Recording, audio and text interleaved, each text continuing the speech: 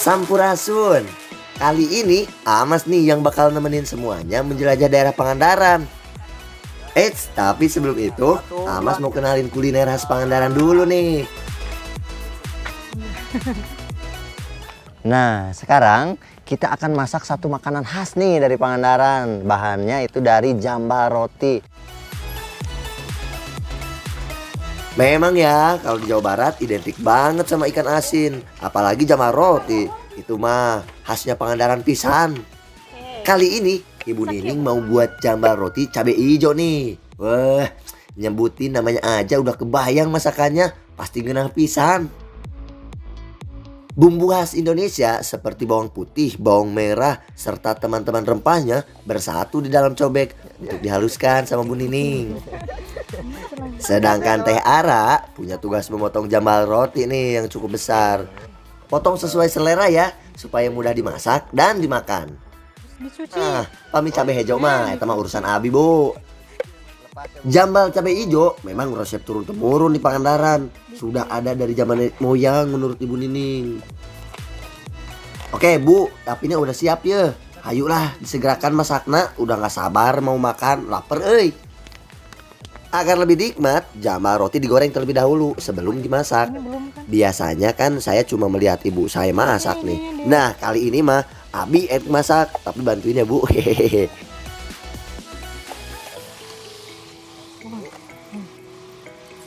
Pertama-tama bawang merah nih dimasukkan ke dalam penggorengan, lalu bumbu yang sudah dihaluskan. Dari sini aja aromanya udah enak pisan. Lalu bumbu utamanya nih cabai hijau. Jangan lupa air biar bumbunya meresap ke dalam ikan nanti. Setelah air mendidih baru deh bahan utamanya nih si jambal roti masuk ke dalam penggorengan. Aduh, ini mah udah gak sabar nyicipina. Apalagi aroma dari masakan sudah sangat kecium, bikin perut auto lapar. Oke, tinggal nunggu bumbunya meresap ke dalam ikannya aja nih. Akhirnya matang nih dan siap disantap.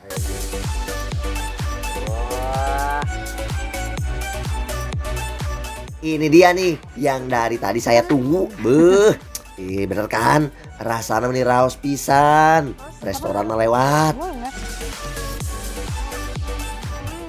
Ini enak banget, sumpah.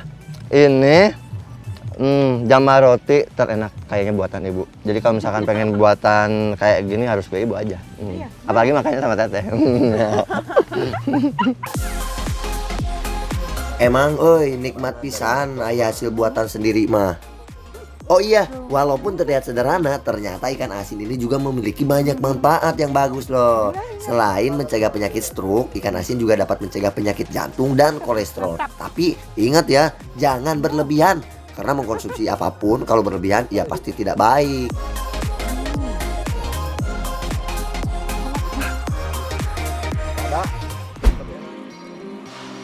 Kekayaan alam Pangandaran memang nggak ada habisnya. Terletak di pesisir selatan Pulau Jawa, Pangandaran memiliki kekayaan laut yang sangat banyak. Nah, kali ini Amas akan membawa seluruh anak negeri dimanapun berada untuk lebih mengenal daerah Pangandaran. Ikutin terus ya.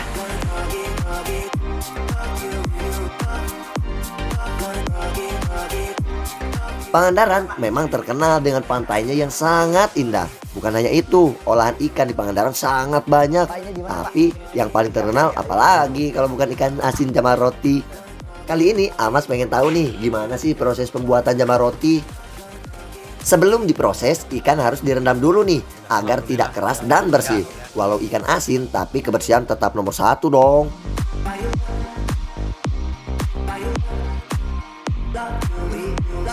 Bahan dari ikan asin jambal roti ini adalah ikan kadukang, ikan laut dari keluarga catfish. Dan ini biasanya hidup di dasar laut dengan kontur lumpur.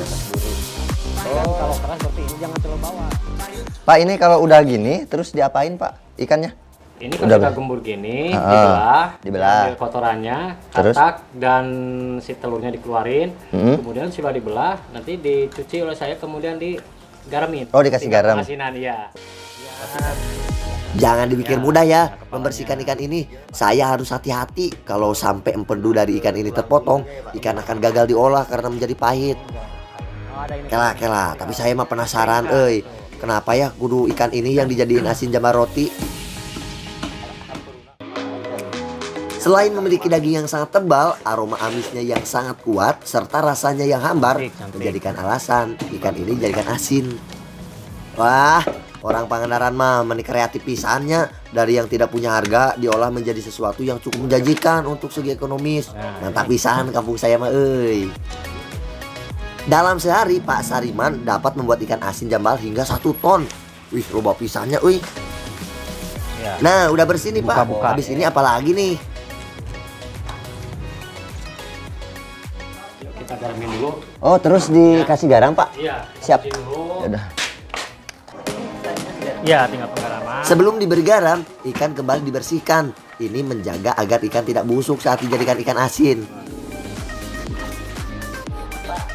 Setelah ikan benar-benar bersih, baru deh ikan dilumuri garam. Oh iya, garamnya bukan garam yang biasa dimasak ya, melainkan garam khusus untuk membuat ikan asin.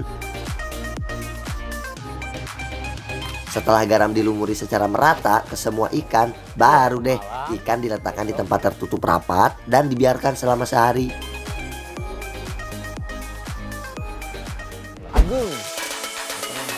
Wah, Amas beruntung pisan gak usah nunggu sehari untuk ikut menjemur ikan. Ternyata ada ikan yang sudah diproses di hari sebelumnya dan siap dijemur. Hayulah Pak, kita jemur. Mumpung panasnya lagi cakep-cakepnya. Hehehe. Nah, jadi ini ikan asin yang tadi sudah melewati prosesi pembersihan, kemudian penggaraman, kemudian didiamkan dulu minimal 1 hari 1 malam, baru bisa dijemur supaya lebih kering. Kita akan jemur ya. Setelah jemur, ini tinggal dikemas aja dan siap konsumsi.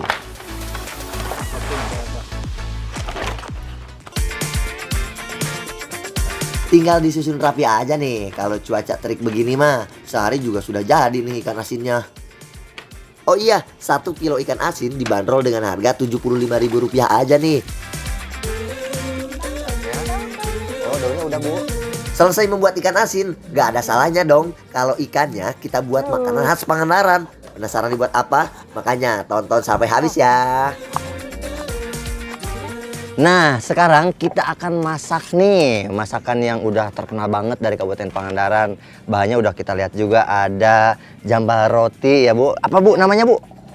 Nasi lemeng. Nasi lemeng jambal roti. Dari namanya aja udah kebayang banget kan enaknya kayak gimana. Kita lanjut nih prosesnya. Masakan kali ini unik banget nih. Masaknya menggunakan bambu.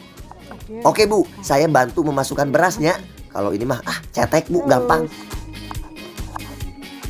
Itu Hah? daunnya kurang. Oh, tambah kurangnya Bu. lagi, Harus pakai lagi daunnya berarti ya. Daunnya. Siap Bu. Jadi harus nyampe. Daunnya itu harus nyampe ke atas juga. Oh, siap. Nanti saya tambahin lagi. Ya, hampura ya Bu. Namanya juga masih belajar. Lalu masukkan serai, bawang dan cabai ke dalam bumbu. Oh iya, masukkan nih bahan utamanya ikan asin jambal. Daunnya yang banyak dikeliling. Agar lebih gurih, masukkan santan ke dalam bumbu. Wah, ini mah udah pasti ketebak, pasti ngeunah pisan. Sebelum mulai membakar bambu, saya harus pastikan dulu nih kalau api sudah menyala dengan baik agar masakan matang merata. Oke, saatnya membakar bambu. Oh iya, usahakan bambu tidak terlalu menempel dengan api ya. Karena kalau terlalu dekat, bambu bisa terbakar dan nasi tidak akan matang. Tuh kan, masak nasi lemeng mah emang susah-susah gampang. Kita juga harus sering memutar atau membalikan bambu agar sekelilingnya terkena api dan nasi di dalam bambu matang merata. Oke, tinggal menjaga api aja nih hingga masakannya matang dengan sempurna.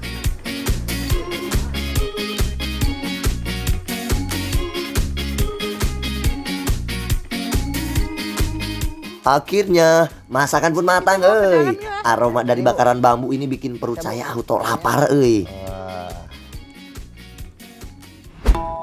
Wah, kita buka lagi Bu. Aduh, kali ini ngicipnya penuh perjuangan Padahal abi teh acan emam, tapi harus ngeluarin tenaga ekstra buat belah bambu.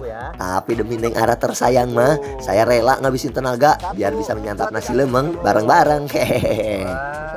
Beuh, aromana meni sedep pisan Hayu Bu, teh kita makan. Ulah isin-isin. Lemeng memang cara memasak yang telah ada dari zaman dahulu. Cara ini digunakan untuk merebus bahan makanan atau menanak nasi saat masuk ke dalam hutan. Kini cara ini dapat dipakai untuk membuat variasi masakan agar lebih nikmat saat disantap. Iya mah mending ngeunah naker, enak pisan rasana. Emang nggak salah deh nenek moyang kita dulu kalau soal cara memasak mah pasti jos pisan.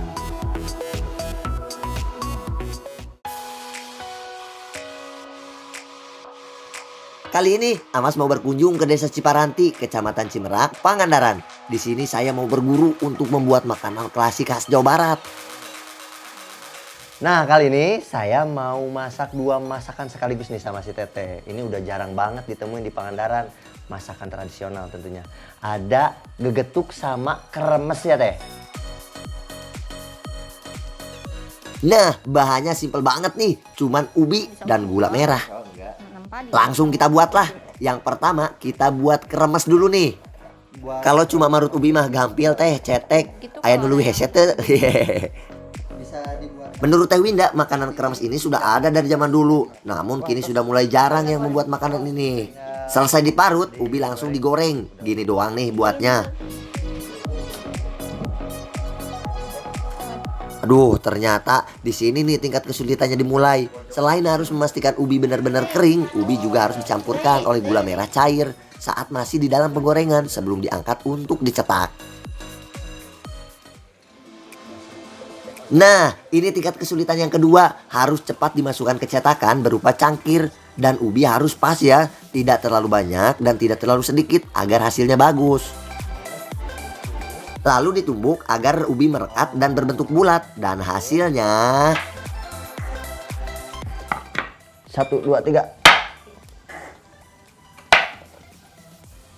Wih, langsung jadi nih yang pertama nih. Wah, lumayan lah buat pemula seperti saya mah. Hehehe. Hayu teh, kita buat yang banyak biar puas nanti makannya. Aduh, teka raos padahal baru sebentar aja saya sama Teh Winda udah membuat kremes sebanyak ini. Aduh, menites sabar nungguan anak yang enggal-enggal tiis biar bisa disantap. Udah jadi nih kremesnya, kremes kita hari ini. Tapi kita nggak bakal bikin satu makanan. Ada satu lagi nih namanya gegetuk, masih sama, terbuat dari ubi dan juga gula nih. Mau tahu kan caranya gimana? Kita lanjut. Kayaknya harus dipending heula ngamam kremesna. Ada menu satu lagi nih.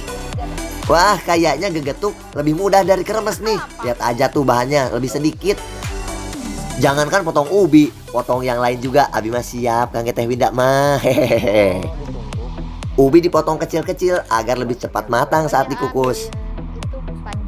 Sekarang sudah sulit mencari orang yang jualan gegetuk di daerah Pangandaran. Tapi gegetuk masih dijumpai di acara-acara hajatan atau syukuran masyarakat Pangandaran. Oke Teh, ubi sudah siap nih. Saatnya dikukus Teh. Saatnya mengukus ubi nih. Ada yang unik nih di sini. Kalau mengukus makanan menggunakan kain seperti jaring. Ini agar memudahkan mengambil makanan dari panci yang masih panas.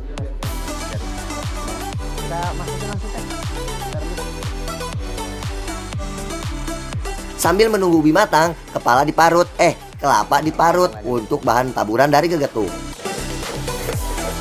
Sementara itu Teh Winda menyiapkan gula merah untuk campuran membuat gegetuk. Wah, udah kebayang nih rasanya, pasti raos pisan.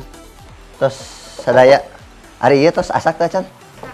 Terus asak, dibuka we nya. Iya sih. Namanya oge dikukus, iya aroma ubina meni bikin saya ngiler Oh iya, jangan lupa ya, kelapanya juga dikukus biar nggak cepet basi. Oke, proses selanjutnya mencampur gula dan ubi yang masih panas sambil ditumbuk-tumbuk menggunakan halu. Sengaja dicampur saat ubi masih panas agar semuanya dapat tercampur dengan merata dan tekstur gegetuk menjadi halus. Sudah nggak sabar mau coel adonan gegetuk nih, soalnya udah kelihatan meniraos pisan. Sebenarnya gegetuk mirip dengan gegetuk yang ada di Jawa Tengah. Namun bahan dasarnya menggunakan ubi jalar, bukan ubi kayu. Wah, ternyata ada 2 adonan nih. Ubi dengan warna ungu dan warna kuning. Jadi ini benar-benar alami tanpa bahan pewarna. Mantap kan? Ubi terus ditumbuk hingga halus dan tidak lengket agar mudah dibentuk. Oke, tinggal dibentuk sesuai selera nih. Tuh kan, mantap hasilnya.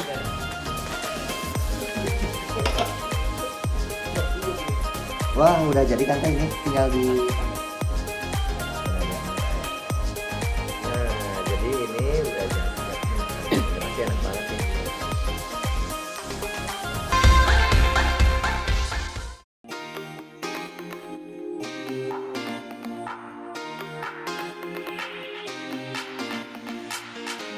Bergeser ke desa Cimerak nih. Penasaran kan? Amas sama Pak Main mau cari apa? Ayo. Sekarang Amas sama Pak Main lagi nyari tangkal cau, pohon pisang. Menurut Pak Main, pohon pisang itu bisa dimakan. Nah, bingung kan? Sami, Amas juga bingung. Tapi nggak semua pohon pisang bisa dimakan. Makanya sama Pak Main kita cari pohon pisang yang pas nih. Nah, sekarang kita udah nemu nih pohon pisang yang kita cari nih. Meskipun di hutan gini, tapi masih langka nih. Kita akan langsung tebang aja ya. Pohon pisang kole namanya nih. Ini jenis pohon pisang liar yang tumbuh di hutan. Biasanya batang pohon pisang kole tidak sebesar pohon pisang lainnya. Selain itu, jenis buah pisang kole tidak enak untuk dikonsumsi. Jadi menurut Pak Main, pohon pisang ini hanya dikonsumsi batang dan jantung pisangnya saja. Saya penasaran bagaimana ya rasanya. Hayu Pak, sok enggal dipotong. Mudah aja nih buat Pak Main menebang pohon pisang ini. Kita bersihin dulu ya Pak, biar bagian dari tengah batangnya bisa langsung saya bawa untuk dimasak. Biasanya warga Pangandaran menyebut batang pisang yang bisa dimasak ini dengan sebutan birus. Oke Pak, sepertinya cukup nih. Amas boleh bawa ya Pak, lumayan nih udah ada bahan untuk disayur. Nuhun ya Pak.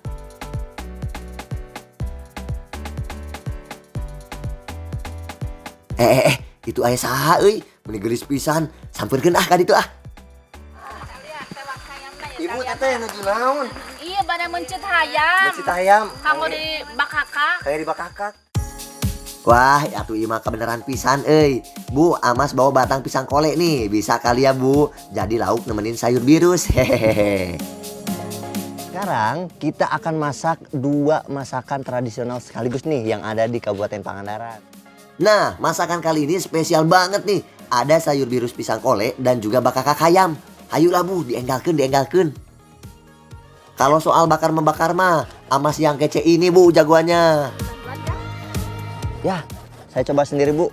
Udah bisa ini mah. Di atas ininya, kepalanya. Oh, saya udah bilang bisa. Salah ya Bu. Aduh, siap gini Bu, betul Bu? Oke, sebelum dibakar, ayam diberi garam dulu nih, biar gurih. Sambil menunggu bara apinya bagus untuk membakar, Amas bantu marut ya Bu. Sementara itu, Ibu Enok membuat bumbu untuk sayur birus pisang yang lagi dibersihin serta dipotong-potong sama teh kintan.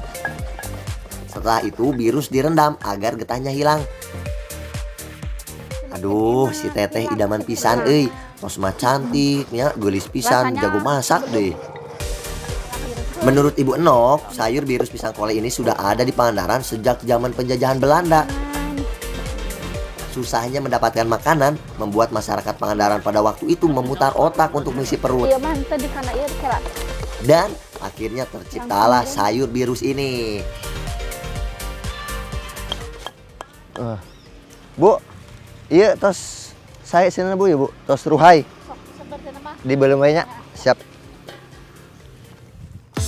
Menurut Ibu Enok, ayam yang dipakai untuk membuat bakakak tidak sembarangan. Jam.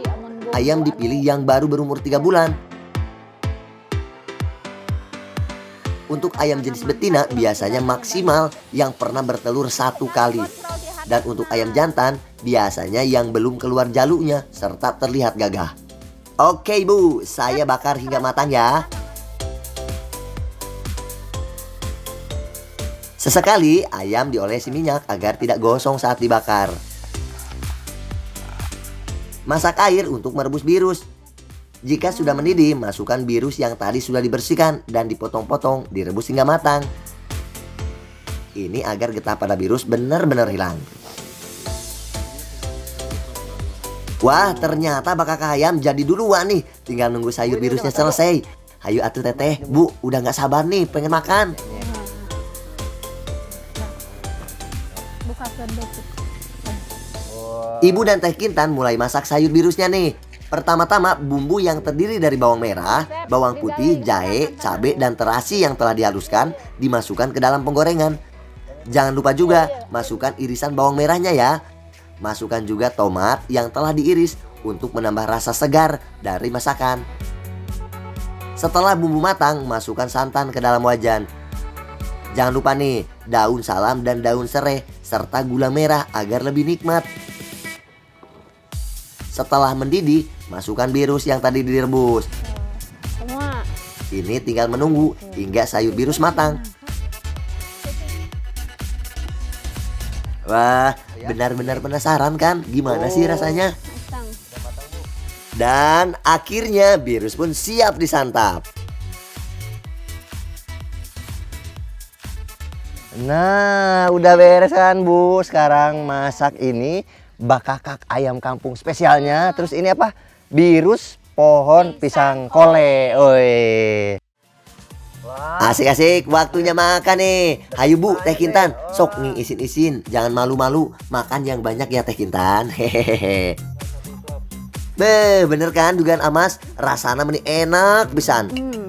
Ternyata gedebong cau, gedebong pisang itu tiasa dimakan, euy.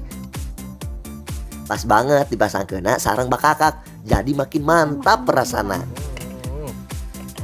Memang warisan kuliner Indonesia tidak pernah ada habisnya. Dan kita sebagai anak muda wajib melestarikannya.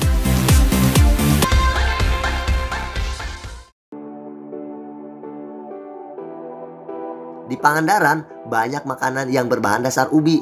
Nah, habis ini Amas mau nunjukin salah satu makanan khas Jawa Barat yang kini sudah sulit ditemui karena sudah jarang yang bisa membuatnya.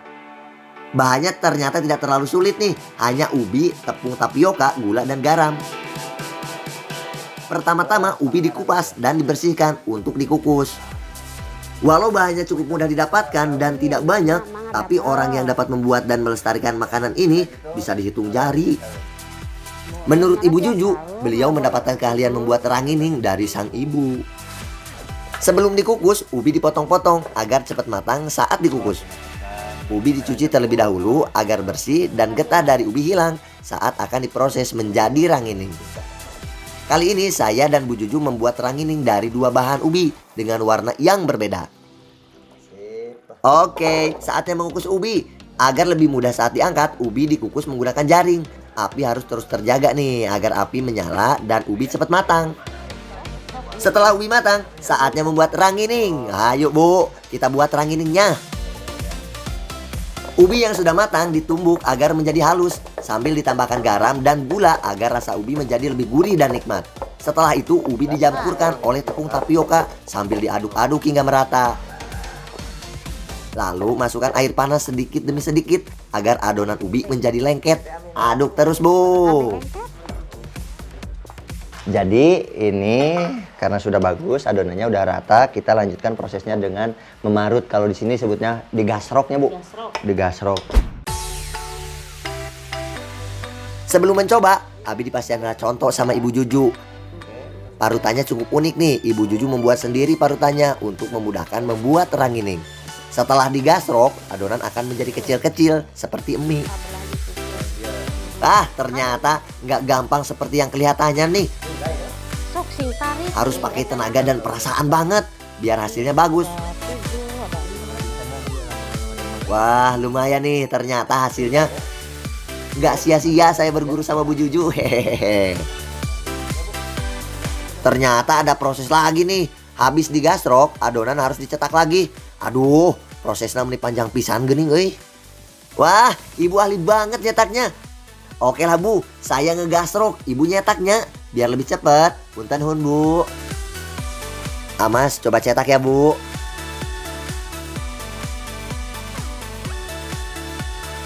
Iya leres iya. Itu. Oh, harus bener ya. Yang gitu-gitu. Oh, jadi harus bulat banget. Ingat nih numpuk teh. Oh. Maaf atuh Bu, nami nagenan masih diajar nembean. Habis cetak juga tidak bisa langsung dikonsumsi nih. Adonan yang tadi dicetak harus dikukus lagi hingga matang, biar rangining menjadi garing saat digoreng. Setelah dikukus, rangining masih harus dijemur lagi nih agar menjadi keras. Wah, ini lami pisan Bu. Saya kan mau mencicipi rangining. Gimana nih Bu? Alhamdulillah, Ibu punya yang sudah kering Akhirnya bisa juga nyicip rangining. Hayu atuh Bu, digoreng biar bisa ngerasain rausna rangining. Sebelum nyicip yang sudah digoreng, Amas penasaran oge rangining yang baru saja dikukus. Kira-kira kumana rasana? Jadi rasanya manis, kenyal karena memang terbuat dari ubi, terus ditambahin juga sama gula. Enak banget pokoknya. Hayu Bu, digoreng. Nih, warna-warni dari rangining ini alami dari warna ubinya. Jadi tanpa pewarna tambahan. Mantap-mantap Nah goreng nak ngelami-lami teuing. Cukup hingga garing diasupkeun sadaya Bu Ibu. Asik, akhirnya jadi juga nih ranginingnya. Beh, bener pisan rasana raos pisan. Saatnya kita makan-makan nih setelah tadi kita udah masak. Hayulah Bu, Bapak, Teteh, uang cobian. Iya mah bener asli enak pisan makanan dari ubi teh. Rasa manis yang ada pada ubi membuat hati senang saat memakannya. Tambah cocok ini mah kalau ditemenin kopi. Gegetuk oge, iya mah enak naker, lembut pisan saat digigit juga. Ini mah bisa menjadi pengganti karbohidrat, mengenyangkan pisan pokoknya mah. Nah, kalau ranginingnya menirnya pisan, gurih juga lagi. Wah, walau dibilang makanan kampung, tapi ini mah sehat pisan tanpa pewarna, tanpa pakai pengawet, dan juga memakai pemanis alami. Pokoknya mah mantap pisan cemilan khas Pangandaran mah.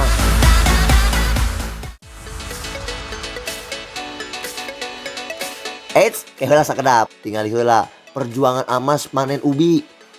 Nah, ayeuna Amas nuju aya di Desa Cimerak, Pangandaran nih. Di sini memang terkenal dengan daerah penghasil ubi. Ternyata tidak sesulit yang dibayangkan, Tidak sesulit mencabut cingkong yang membutuhkan tenaga ekstra saat mencabutnya. Hanya sedikit menggali tanah saja, sudah dapat deh ubinya. Walau terlihat sederhana, ubi merupakan salah satu sumber karbohidrat yang cukup penting untuk tubuh. Nah, buat yang ingin menurunkan berat badan atau diet, cocok banget nih mengkonsumsi ubi sebagai pengganti nasi. Karena juga mengandung kalori yang baik bagi tubuh. Dalam sehari, Bapak sama Teh Nida mampu memanen ubi hingga puluhan kilo dan dilakukan sendiri secara manual. Dan di sini ada beberapa jenis ubi loh. Tidak banyak. Ubi di daerah sini bisa dipanen dalam waktu 3 bulan saja. Wah, mantap kan? Jadi dalam setahun bisa panen 4 kali. Lumayan sekali nih. Abi nemege sakedap tos kenging sakaranjang. Sebenarnya di Jawa Barat, tumbuhan ubi bukan hanya buahnya yang dapat dimakan, tapi daunnya juga enak loh buat dilalap, rasana raos pisan.